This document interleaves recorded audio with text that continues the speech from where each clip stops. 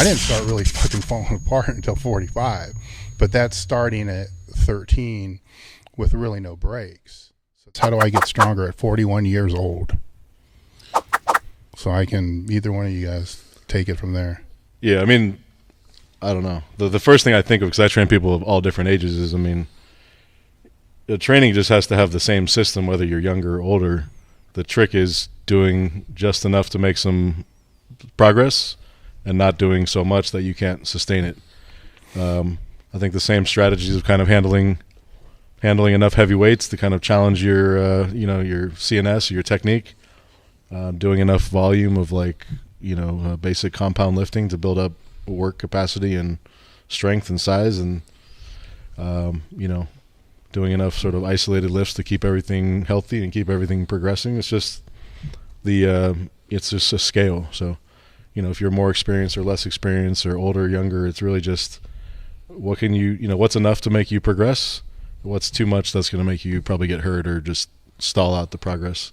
Yeah, age is kind of a tricky thing, because whenever I see a question like that, first thing that goes to through my head is, well, when do you start?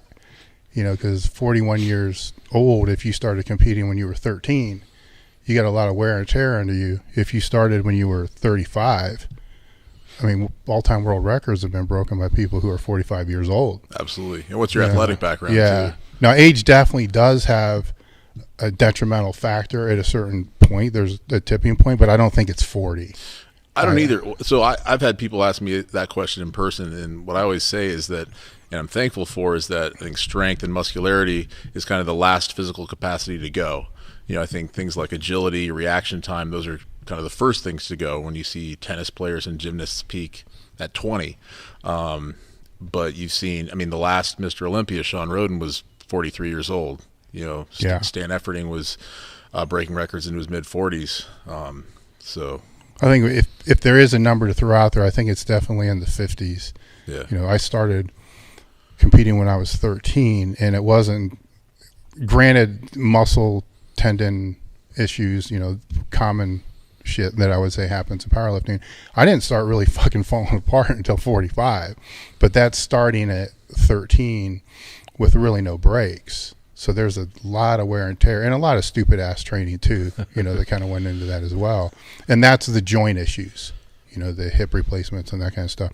That's what I think from a long-term perspective, if you're in this game for a long time, I think everybody's kind of looking down that tunnel, especially if there's any genetic predisposition. It's just win, but, and most people accept that. They just don't really understand it. But 41, it's not even close to even thinking about. I mean, Louis squatted I still don't fucking understand this because I'm not 52 yet. Yeah.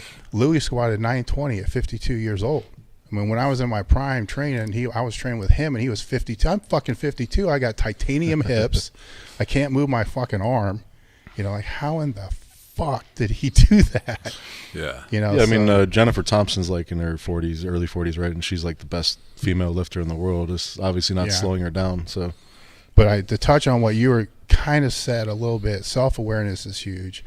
I think the younger people can learn that, the better, because training economy, that's basically what you're talking about. Yeah. Is, not doing stupid shit, which, I mean, sometimes we're going to do just because that's what we do. But for me, at least for a lot of years, it was what I thought I had to do every single time I went into the gym. But you also see like someone like Louis where he's just really regimented, or not Louis, I'm sorry, Ed Cohn is just really regimented, so it's like you got a program, you just stick to the plan. And the funny thing with that is it's like you're stringing together good training cycles one after another, and then it adds up over time. As I've gotten older, easier said than done. As I've gotten older, I see that as actually more disciplined and more hardcore than the guy that's whacking his head on the bar going fucking apeshit every time he goes into the gym, because that's hard to do. Yeah. Oh, absolutely. it's walking a tightrope, basically. Yeah. And that's something I'm trying to learn myself.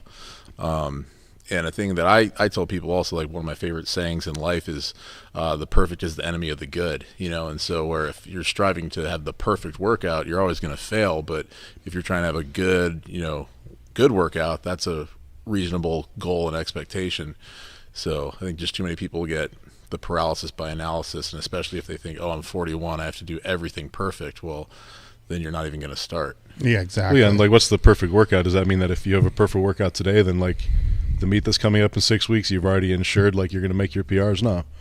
You know, so matters. You know, a good workout means you got a good one. You know, you kept getting good workouts strung together. You know, what is it going to take to hit the PR you want in the meet today, the next day? And it's like, that's, yeah, when you're, it's kind of like, to me, it's like the training ADD. It's like, oh, I feel good today. Let me max out. You kill it. You know, and is that going to work every time? Obviously, you know, not every time.